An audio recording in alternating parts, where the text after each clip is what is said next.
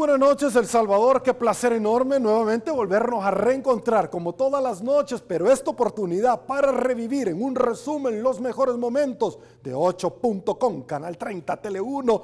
Y es que le vamos a presentar todo el viaje que hemos tenido de diferentes actores. Adán Perdomo estuvo con nosotros, alcalde de la ciudad de Ilopango. Estuvimos hablando del esfuerzo que está realizando la comuna por ayudarle a muchas familias para poder tener lo necesario en esta verdadera pandemia que estamos viviendo. Hablamos de los consejos municipales plurales, de cómo se les va a distribuir lo que hace falta del FODES y que el gobierno no se los ha enviado. También, por supuesto, de la ayuda que estarían recibiendo aprobada con más de 600 mil millones de dólares al interior de la Asamblea Legislativa, que son parte de los 2 mil millones de dólares aprobados al gobierno central. De esto hablamos, pero también con nuestro compatriota Francisco González acerca de cómo están viviendo hoy por hoy la situación de nuestro país, ya que el gobierno no hace esfuerzos para traer, como muy bien él lo ha dicho, a tanto connacional varado alrededor del mundo. CNN Español ha determinado que somos el único país en el mundo que no ha traído de regreso a sus connacionales. A continuación le presentamos el siguiente resumen.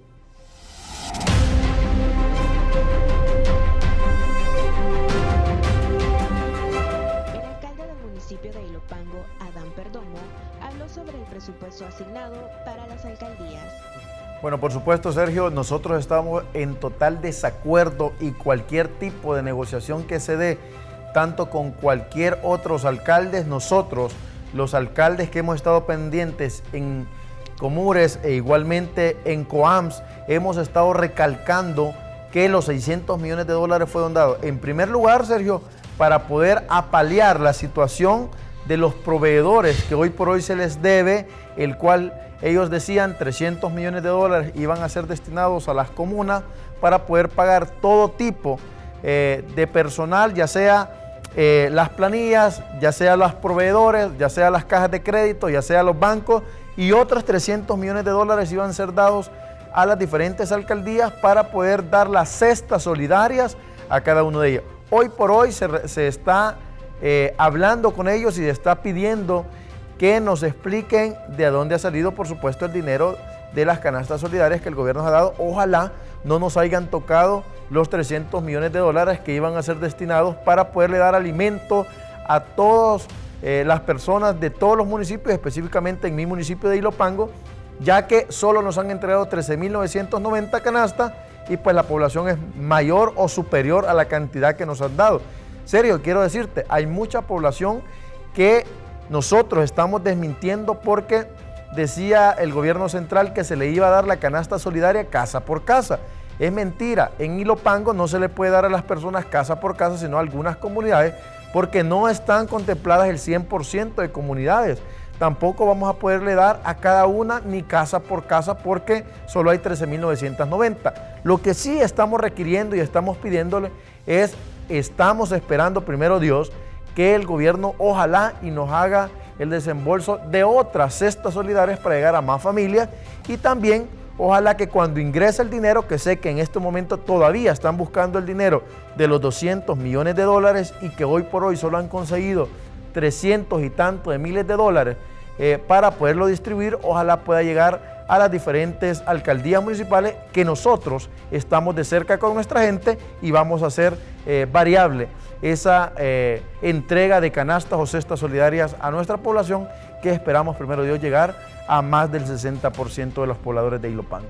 Así también, el alcalde habló sobre la cárcava en la colonia Santa Lucía, la cual está llenando de angustia a los habitantes de dicha zona. Aquí han desviado las aguas principales. Lo que tú ves, esas tuberías que tú la ves que dañaron, hoy las han desviado para la entrada de la colonia Santa Lucía. Cosa que hoy ya no solo es la residencial, dañó a más de 200 viviendas en entrada de la colonia Santa Lucía, perdiéndolo alrededor de 70 familias, todo por la inundación. Llegó a más de 2 metros la inundación en la entrada de la colonia Santa Lucía, y hoy, Sergio, por Dios, quieren resolver un problema tapando un hoyo y poniendo otro. Han cerrado las tuberías de la residencial.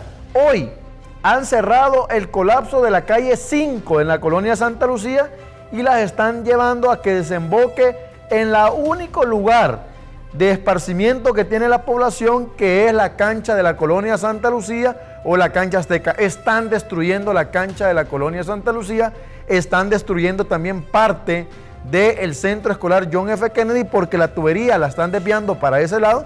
Yo requiero del llamado al presidente de la República a que le envíe un llamado de atención o a que pueda verificar, porque ya fue el ministro de Obras Públicas y creo que lo que ellos han llegado a un consenso no es lo adecuado, el trasladar agua. Si ya iniciaron con dinero, porque ahí han metido maquinaria, ahí han metido principalmente sacos para que pueda cordonar y haciendo muros. O sea que ese dinero que han invertido en poder trasladar unas aguas hacia una cancha, creo que ese dinero hubiesen empezado y con esa maquinaria a poder empezar a hacer los cambios de tubería en la calle principal de la colonia Santa Lucía, que es en el Triángulo, que por más de 30 años han tenido problemas. Ellos dicen, hemos estado porque en más de 30 años ha estado problemas. Hoy yo invito que se una alcaldía municipal, mi persona se va a unir, gobierno central, y que solventemos el problema de la residencial Santa Lucía, de la entrada de la colonia Santa Lucía y sobre todo las aguas lluvias que ya colapsaron en toda la área principal de esa colonia. Yo vine aquí a Francia específicamente un 15 de marzo, justamente el día en que el presidente Macron dio las medidas para el confinamiento. Desde entonces ya cumplimos 2 meses. El 11 de mayo se terminó el confinamiento. Todas las medidas restrictivas para que la gente pudiera estar obligatoriamente en casa se levantaron. Realmente ahora se vive un aspecto y un sentimiento mucho más esperanzador para todas las personas que están aquí en Francia, que pueden salir libremente para poder comprar, para poder ir al súper, para poder ir a alguna tienda, ¿verdad? Para poder abastecerse de ropa, ¿verdad? O de alguna indumentaria que ellos necesiten. Sin embargo, todos los restaurantes y los cafés, si siguen cerrados por el momento, solamente se puede atender, ya sea o para poder retirar del restaurante o por delivery, o incluso las mayores cadenas, por ejemplo, de ropa, como Zara, como Nike, por así decirlo, como H&M, obligatoriamente han puesto que toda persona que entre tiene que llevar mascarilla. Los guardias de seguridad en la entrada, a cada persona le aplican alcohol gel obligatoriamente y tienen un límite de personas que pueden ingresar al mismo tiempo o algunas por límite de tiempo. Sin embargo, te informo, el día de ayer, 17 de mayo,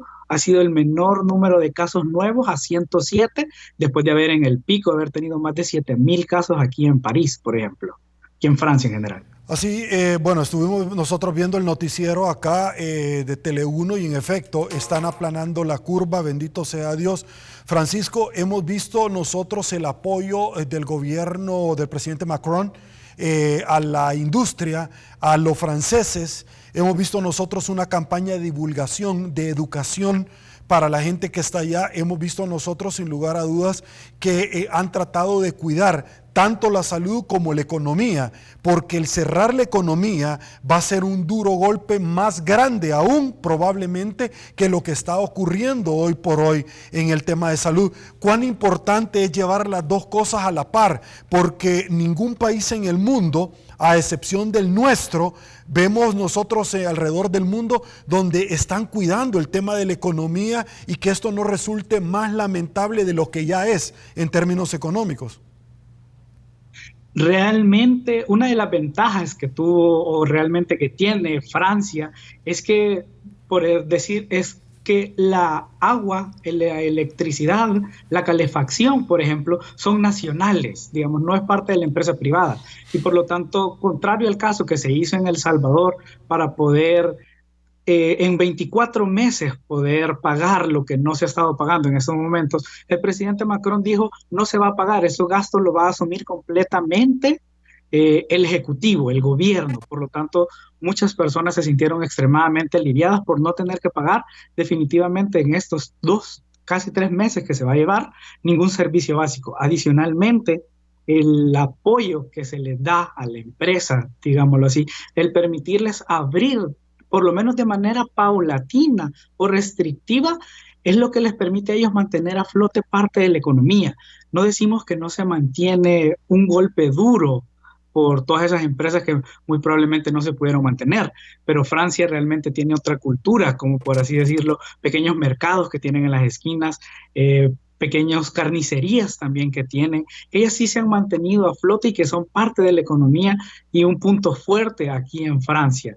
De ellos no se han visto realmente restrictivos. Y te soy sincero, a pesar de haber una cuarentena en general, se permitía que la gente pudiera hacer ejercicio por lo menos 1 hora a un máximo de 1 kilómetro. Eso permite que las personas por lo menos vayan a respirar un poco de aire diferente, que por lo menos se sientan de una manera mucho más alegre, que tengan su moral también arriba, decir, no solo poder pasar encerrados.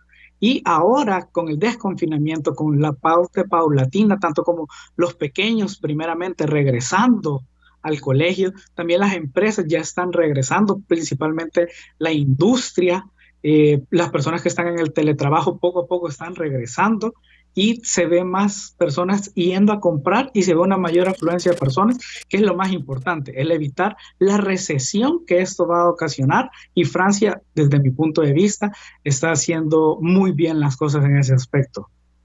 Francisco, ¿cuál es tu valoración sobre muchos salvadoreños, más de 4.700 varados por el mundo y que quieren retornar con sus familias a este terruño bendito y que no ha sido posible? El único país alrededor del mundo, como CNN en español lo decía, que se limita a no buscar los esfuerzos para traer nuevamente a los salvadoreños. De hecho, la semana pasada, un funcionario de turno que se canjeó críticas, la manifestación, el repudio popular de la gente cuando él dijo hay más de 800 varados que están hoy por hoy con COVID positivo, contagiados, algo que indignó grandemente a los salvadoreños, primero porque dijeron, señores, no hemos tenido ninguna ayuda, no nos han hecho ningún examen. ¿Cómo saben eso? ¿Tu opinión? Al menos aquí en Francia, por ejemplo, se ha mantenido que las personas que tienen síntomas leves del coronavirus se deben de mantener en la casa. Esas personas no pueden llegar al hospital, tampoco se les puede apoyar con el traslado y tampoco se les practica en un primer momento el examen para ver si tienen coronavirus. Realmente, a menos se les manifiesta que ellos deben de permanecer en cuarentena domiciliar y mantener un reporte de su situación. En el caso de que esas personas realmente empiecen a tener síntomas graves como ya los procesos respiratorios, la falta de aire, son trasladados al hospital. Entonces, yo, por ejemplo, que estoy aquí en París, yo no puedo tener acceso a hacerme una prueba del coronavirus. Son extremadamente difíciles, o por lo menos todavía no han salido al público para poder pagar para tener una prueba. De los connacionales con los cuales yo he tenido la oportunidad de hablar aquí, que están en mi misma condición de varados, ninguno tampoco por parte del gobierno se les ha manifestado que se les va a hacer una prueba para tener coronavirus. Yo, de manera muy personal, conozco a una pareja de salvadoreños que están de igual manera aquí en París. Ellos sí tuvieron coronavirus y a ellos se les realizó la prueba por la condición en la que estaban. Ese fue el único motivo por el cual realmente ellos tuvieron la certeza de haber tenido el virus. En ningún momento se ha manifestado tampoco dentro de las otras embajadas a nivel mundial que van a hacer una campaña para los connacionales para saber si algún momento han estado enfermos de coronavirus. Yo creo que el decir que los varados están en una condición de enfermedad por coronavirus es un poco imprudente si no se han manifestado tampoco las campañas, los países en los cuales se va a realizar. Entendemos que hay deportados que siguen llegando y muy probablemente a ellos que están en una condición diferente se les haya podido practicar. Pero al menos a nosotros, te soy sincero, Sergio, no se nos ha practicado ni se nos ha manifestado en ningún momento la posibilidad tampoco para podernos hacer la prueba. Siempre lo mejor en coyuntura nacional en 8.com.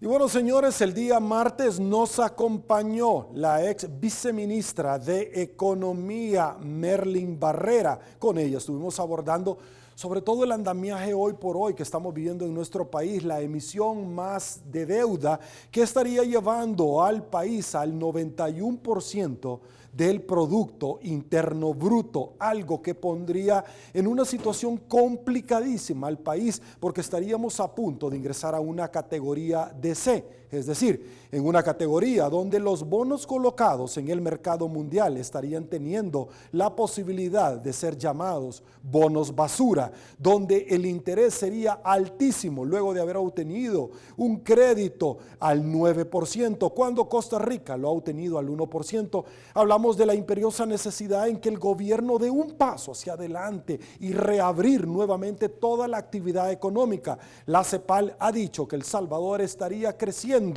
en una forma negativa de un 5.4%, únicamente un recuento hecho hasta el mes de marzo de este año, y sumando, muchas empresas simple y sencillamente han tomado la decisión de ya declararse en bancarrota porque no pueden seguir con la carga impositiva. Vamos a hablar acerca de todas las estrategias que se pueden articular y de un plan que no lo hay, porque la Universidad José Simeón Cañas UCA en su momento denunció falta de transparencia al gobierno. De hecho, esta misma semana fue nombrada nuevamente la Universidad UCA como un ente parte colegiada para poder llevar a cabo la visualización de los fondos implementados, y simple y sencillamente a palabras del padre André Oliva dijo: muchísimas gracias, no nos interesa seguir en esta dinámica, al igual que lo hizo la NET, al igual que lo hizo FUSADES y también la Escuela Superior de Economía, la ESEN. A continuación le presentamos el siguiente resumen.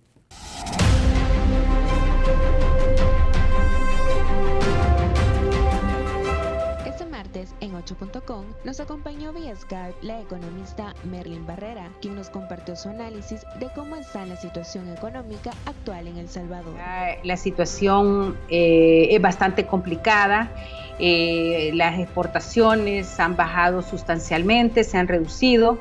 Las remesas, yo hace algunos días visualizaba la posibilidad de que se redujeran en la mitad y parece que no me había equivocado, porque lo que sucede es que basta ver un poco cómo funciona, digamos, todo este fenómeno de las remesas y las limitaciones que también están teniendo los compatriotas en Estados Unidos para darnos cuenta de que efectivamente también están teniendo complicaciones en sus trabajos.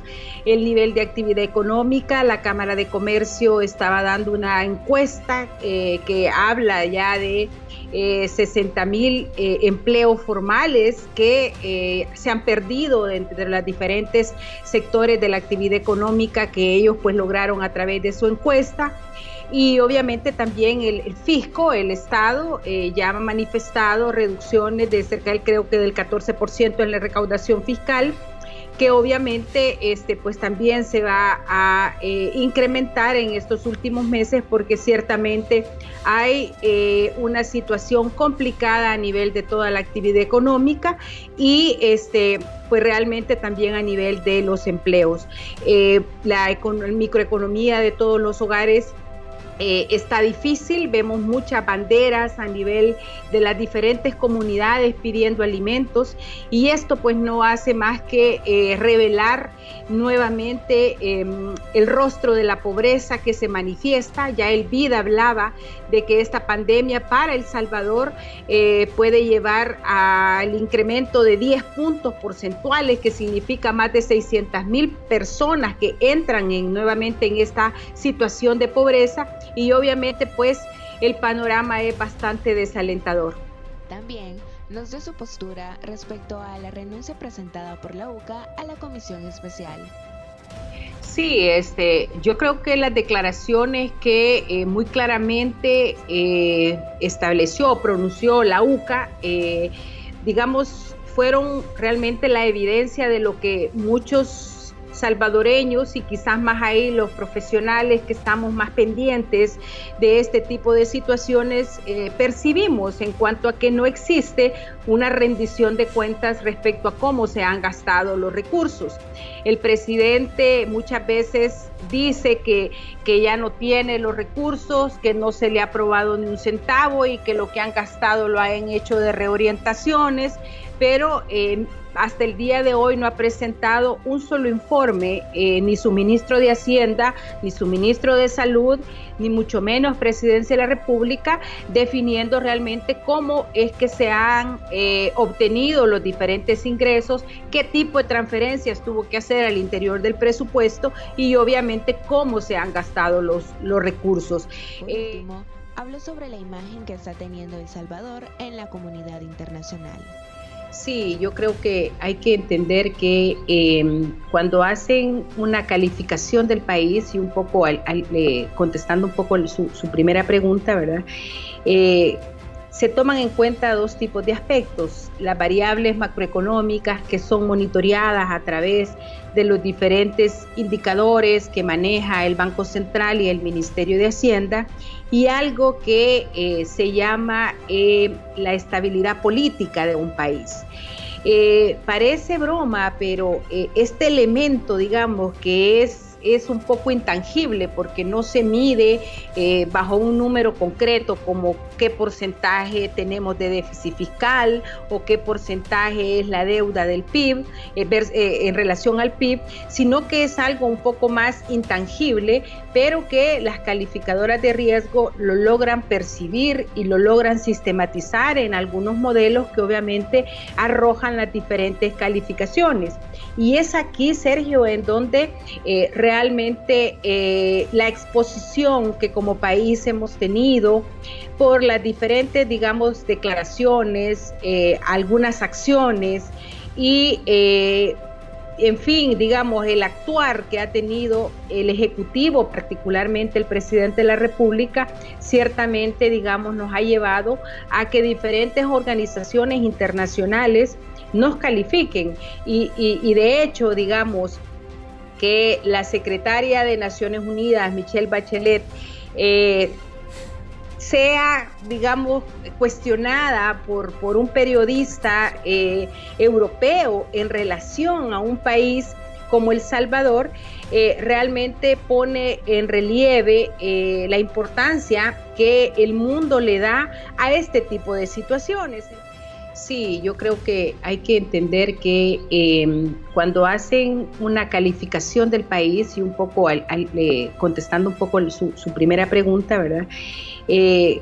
Se toman en cuenta dos tipos de aspectos: las variables macroeconómicas que son monitoreadas a través de los diferentes indicadores que maneja el Banco Central y el Ministerio de Hacienda, y algo que se llama la estabilidad política de un país.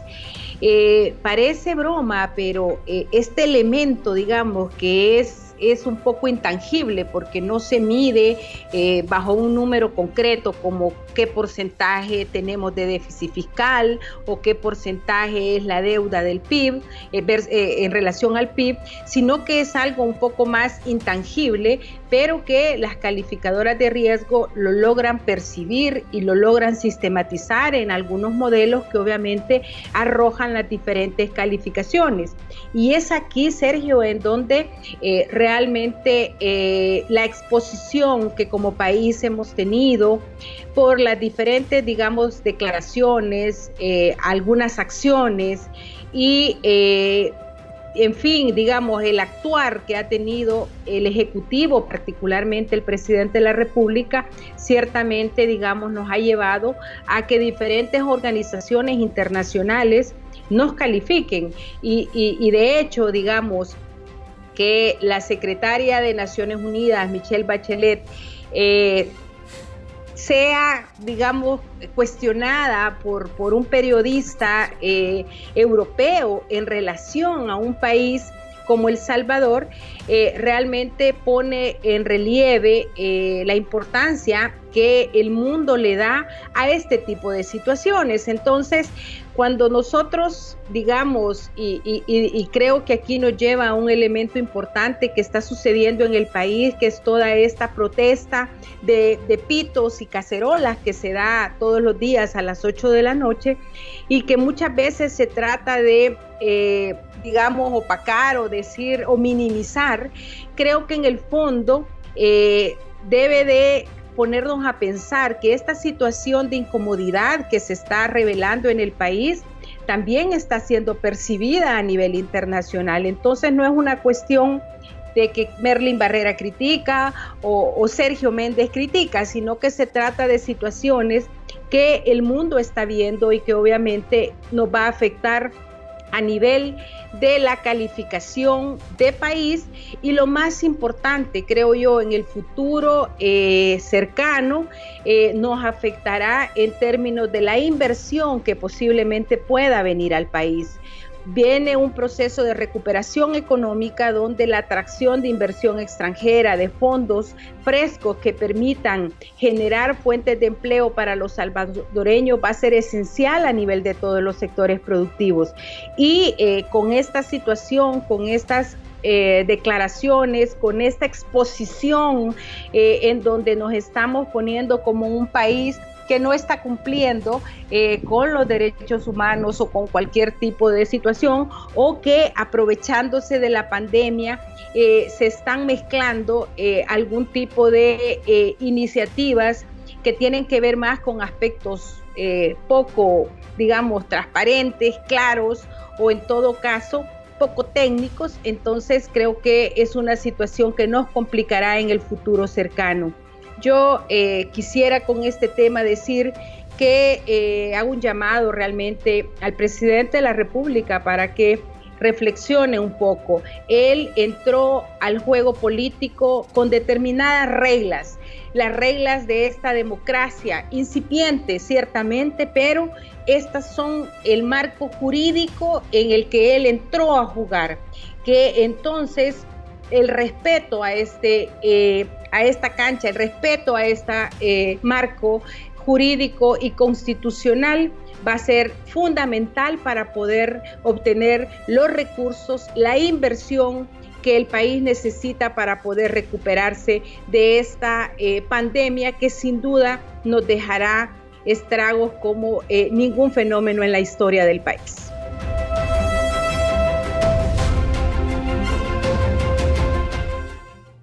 El día miércoles, señores, nos acompañó en esta tribuna entrevista dos diputadas del partido FMLN, Elizabeth Gómez y Karina Sosa. Conversamos sobre las diferentes iniciativas que el mismo partido FMLN ha presentado a la Asamblea Legislativa. Hicimos un recuento de las decisiones del presidente Nayib Bukele de vetar constantemente decretos que van en pro de la ciudadanía salvadoreña. También nos acompañó un salvadoreño varado por el mundo, el cual desea regresar a este terruño bendito. A continuación, le presentamos el siguiente resumen.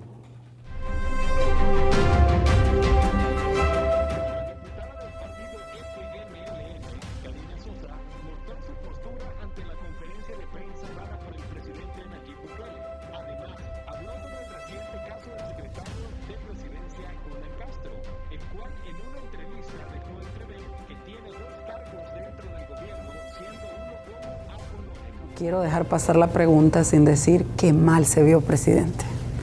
Qué mal se vio.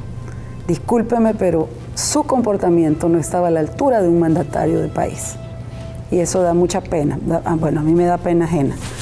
Y realmente en ese contexto tan descompuesto que él tenía, empezó a tirar a diestra y siniestra, a repartir, y efectivamente cayó en ese punto. Y aprovecho, Sergio, y a quienes nos ven, pues decirles también que nosotros venimos de donde asustan. Nosotros no tenemos ningún problema en que pueda poner a disposición el salario nuestro. El suyo quisiera ver que pusiera a disposición, presidente. Todas las prerrogativas que tiene como presidente, un empresario presidente.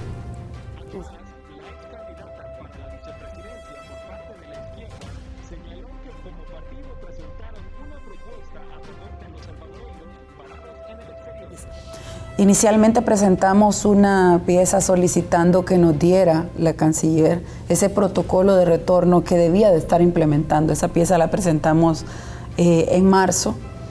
Ya en abril presentamos una propuesta de modificación a la ley de emergencia de ese momento para que se incorporara un artículo en el cual se garantizaran sus derechos. Y por supuesto, el derecho principal que tienen ustedes en este momento es de regresar a su país. Se discutió, se sacó una propuesta, luego la canciller nos invitó a una reunión, se expresó incómoda, por cierto, por haber aprobado esa iniciativa sin tomarla en cuenta, pero nosotros hicimos esfuerzos y ella no pudo llegar a la reunión. Bueno, en primer lugar, yo creo que la Presidencia de la República insiste en dar decretos con grandes vacíos y sobre todo ilegales, donde quiere en primer lugar usurpar funciones de otro órgano y donde no quiere reconocer. En el discurso se puede decir que no lo acepto pero lo voy a acatar, pero realmente en la acción, en la realidad, sigue dando decretos que realmente que no tienen base legal. Una cosa es estar claro que la ley de cuarentenas tiene que ver con la protección de la vida y de la salud. Y realmente el decreto de emergencia, de estado de emergencia, lo que le da al órgano ejecutivo es poder distribuir a su antojo partidas presupuestarias de un lugar a otro.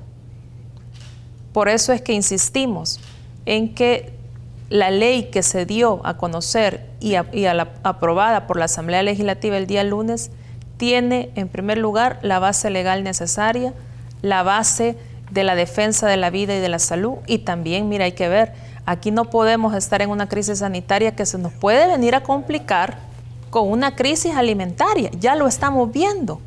Diferentes colonias de diferentes departamentos con sus banderas blancas. Entonces vamos a estar ante, si no se ha podido el órgano ejecutivo realmente tener un buen papel y un buen trabajo en una crisis sanitaria, yo realmente no quisiera ver cómo va a manejar, cómo va a abordar y cómo va a dar respuesta a una crisis sanitaria con una crisis alimentaria y todavía aún peor, con una crisis económica. Eso se nos van a juntar tres diferentes crisis. Por supuesto, una no depende de la otra, la parte económica. Sabemos que ya es algo también de un panorama mundial que estamos viviendo a través del COVID-19 en todo el mundo, pero algo que él tiene potestad es defender y salvar vidas en esta crisis sanitaria. Y en la crisis alimentaria también tiene que ver. Por eso yo quisiera que el gobierno, con esta repartición que está haciendo de las canastas básicas, que realmente le llegue a la población, a toda la población, porque todos y todas vamos a pagar de nuestros impuestos ese dinero que tiene más de 3,000 a su disposición, presidente. Si no lo estuviera haciendo. ¿De dónde entonces está sacando todo ese dinero si usted dice que no tiene cero dinero? No hay que mentir, no hay que engañar, no hay que manipular. Yo sé que es un mejor arte, la improvisación, la manipulación y el engaño, pero realmente también es una realidad que nuestro pueblo se está muriendo de hambre. Ya llevamos más de 60 días y espero que esa distribución de las canastas usted no lo haga con tintes políticos, sino que realmente por la defensa de los derechos.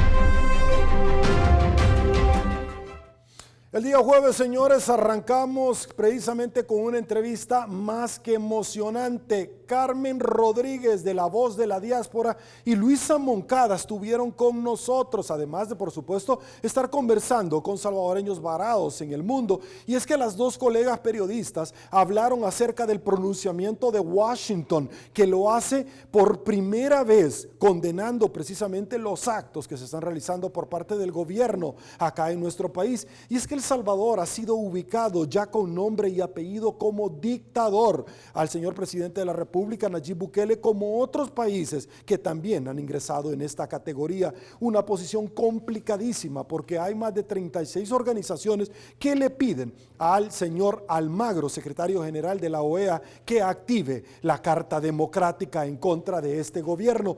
Adicionalmente hablamos de los comicios electorales para el próximo año, pero también, por supuesto, algo que era imposible no hacerlo, sobre las declaraciones de plazas adicionales que tienen a algunos representantes del gobierno, y es que salieron al paso con una estrategia para muchos populistas donde determinaban que ponían a disposición su sueldo, algo que en el pasado ya habían manifestado que estaban ad honorem, es decir, no iban a cobrar, algo que ha causado un cisma sin precedentes político en nuestro país porque reviven las plazas fantasmas, los dobles sueldos y aquel tipo de prerrogativas que se encuentran al margen de la ley.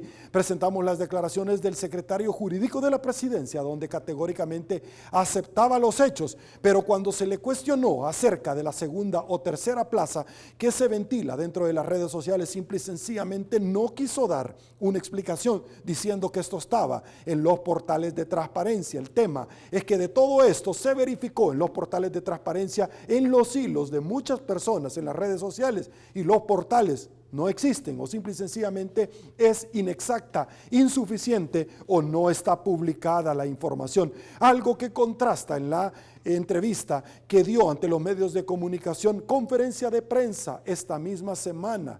El jueves, el presidente de la República, Nayib Bukele, cuando trató también en una forma infructífera de justificar por qué tenían otras plazas, diciendo al final que no se recordaba cuál era el monto o qué plaza era, pero que esto estaba en los diferentes portales de transparencia, de lo cual no se encontró nada según especialistas en la materia. A continuación, le presentamos el siguiente resumen. Sí, Sergio. Primero tenemos que recordar cuáles fueron las principales promesas de campaña del entonces candidato y ahora presidente Nayib Bukele. Recordemos que escuchamos durante casi toda la campaña que el nuevo gobierno se iba a caracterizar por luchar contra la corrupción, por luchar contra las mismas mañas o costumbres políticas de siempre. Y estamos viendo una postura contraria, totalmente contraria a lo que se prometió en campaña, a lo que se dijo. El hecho de que este gobierno no quiera rendir cuentas representa algo muchísimo más preocupante de lo que hemos vivido en los otros gobiernos, porque tenemos el ejemplo de dos expresidentes, los Mauricio Funes y el expresidente Saca, que están bajo procesos y que Saca ya fue condenado por procesos de corrupción, por desfalco al Estado, cuando teníamos un sistema en el que el gobierno rendía hasta cierto punto las cuentas, y debemos prevenir que ahora haya un mecanismo en el que no se quiera rendir las cuentas de los fondos del Estado. Esto es realmente preocupante.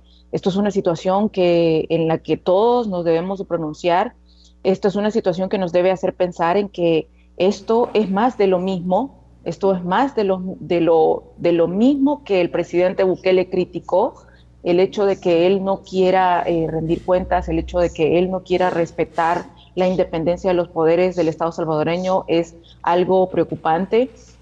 Yo ya lo he mencionado en otros programas, Sergio, la comunidad internacional está preocupada. Nadie está aplaudiendo afuera de El Salvador, nadie está aplaudiendo aquí en Washington todo lo que está sucediendo en El Salvador, ni todo lo que está haciendo el presidente Bukele, al contrario. De hecho, hoy en la mañana, no sé si ya ustedes están al tanto, varias organizaciones que velan por el respeto a los derechos humanos internacionales, con sede aquí en Washington, están solicitando a la Organización Interamericana, a la Organización de los Estados Americanos, OEA, que se active la Carta Democrática. Y esto no se ha visto recientemente en la historia de Latinoamérica, de los nuevos gobiernos. Aquí en Washington hay una comparación de que lo que está sucediendo en El Salvador es un preámbulo de cómo se han establecido dictaduras o regímenes autoritarios en Latinoamérica, y esto, como ya lo hemos visto en la historia, es algo sumamente peligroso. El hecho de que el presidente Bukele no quiera respetar toda la autoridad y la autonomía de los 3 estados del país representa un peligro para la democracia de El Salvador. Bueno, aquí hay algo. No nos hagamos los ciegos, no nos hagamos los inocentes. Nadie va a trabajar sin recibir ni un 5. Sino, ¿cuál es el motivo de estudiar y de trabajar? el punto, yo creo, hay algo que comparto con Luis, el punto aquí es que sí, todos los gobiernos cometieron nepotismo, todos los gobiernos anteriores tenían a más de uno, más de 3 familiares trabajando en diferentes ramas del Estado. Habían diputados que tenían a sus hijos trabajando consulados en Canadá, en Estados Unidos. El punto es que no podemos estar diciendo yo soy diferente a todos los demás, yo voy a hacer las cosas diferentes a todos estos, yo voy a pelear contra la corrupción, pero estamos viendo que están haciendo lo mismo y están tratando de tratarnos como ignorantes a los salvadoreños. Están tratando de ver, como una expresión popular, están tratando de vernos la cara, diciendo de que no tienen salario, pero sí tienen salario. Entonces, el punto aquí no es que si los otros lo hicieron, o que si Arena lo hizo, o que si el Frente lo hizo. El punto es que este gobierno lo está haciendo cuando durante meses de la campaña presidencial lo criticó, y el presidente lo dijo y lo repitió incansablemente: vamos a erradicar las mismas mañas de siempre. Pero lejos de que las estén erradicando, las estamos viendo que las están implementando, y de peor manera, porque decir que no, mentirle a la población en la televisión nacional y luego salir diciendo, bueno, sí, pero es que la otra plaza que yo tengo es de esto, o sea, no es aceptable, esto no es normal, esto no debe ser aceptado como normal. Es una forma también de crear censura en los medios de comunicación. Yo tengo en mente muchos casos, como tú mencionabas, el caso de Carmen, cuando se hizo la publicación en la Agencia Internacional Voz de la Diáspora. Hemos tenido también amenazas, hemos tenido también vulneración a nuestras redes sociales, hemos tenido exactamente lo mismo a lo que ustedes se han tenido que enfrentar estando en El Salvador, como respuesta a pensar diferente o a informar cosas que aparentemente el gobierno no quiere que sean informadas. Pero también tenemos personas cercanas al gobierno que han señalado, han violentado y han incluso amenazado a personas en redes sociales, y son personas que están vinculadas al gobierno. Podemos ver el caso del señor Walter Araujo, que si bien es cierto, pues hasta este momento no se conoce cuál es su cargo dentro de del gobierno de Nayib Bukele, tampoco se ha querido dar a conocer esta información o responder a esta pregunta, pero que de manera sistemática está atacando a mujeres en redes sociales por opinar diferente. Esta es una técnica de censura como tal, es una técnica de censura. La gente lo que busca es atacar de manera personal, ¿no?, tus debilidades, o inventar cosas, como lo hemos visto y también en otros casos, para que la gente empiece a tener temor. El caso también de Mariana Belloso, de la prensa gráfica, que ella hizo, o sea, alusión a una frase que había dado el presidente de la República, pero de la cual luego él dijo que no era así, o mejor dicho, amplió su explicación, pero que de igual forma fue vapuleada en redes sociales. Karen Fernández también lo fue, el periodista. Esta semana, el caso más cercano, ¿no?, el periodista Rauda Sabla, que también, siendo parte de El Faro, alguien a quien conozco y que sé que es un periodista íntegro y es un periodista que sabe hacer su trabajo, y una persona que creo que todos los que hemos trabajado con él tenemos cierto grado de admiración, y que también fue señalado por haber preguntado al presidente de la República con qué empresarios se había reunido para llegar a un acuerdo de reabrir nuevamente la economía, cuando hasta cuestión de 24 horas antes había dicho que no estaba todavía preparado el país para hacerlo y que no tenía un acuerdo al respecto. Perfecto. Este tipo de medidas que buscan censurar a la prensa también tienen que ser señaladas, y han sido señaladas por las diferentes organizaciones de derechos humanos, sin que hasta este momento el gobierno haya tenido una postura oficial o haya dado un castigo ejemplarizante, ¿no?, a los funcionarios que se han visto envueltos en este tipo de prácticas. Y bueno, así es como arribamos hasta este día viernes, donde le presentamos a ustedes lo bueno, lo bonito, lo malo y lo feo. Es decir, la flor y la tierrita de lo que se dijo acá en 8.com, donde nuestro único compromiso es con El Salvador. Le presentamos todos los actores, los tópicos, lo que se ha dicho, lo que ha tenido mayor relevancia para que usted pueda revivir a plenitud los momentos más apasionantes, las postales que en este tribuna de entrevista se han compartido con todos ustedes. Llegamos al final de esta su entrevista, no sin antes hacerle la atenta invitación para que nos acompañen la próxima semana en 8.com a las 8 en punto de la noche por Canal 30 Tele 1. Soy Sergio Méndez, así están las cosas hoy por hoy en nuestro país. Si le gustó la entrevista y el resumen de esta, coméntela el resto de su vida. Será hasta una nueva oportunidad y una vez más que el Señor nos bendiga a todos.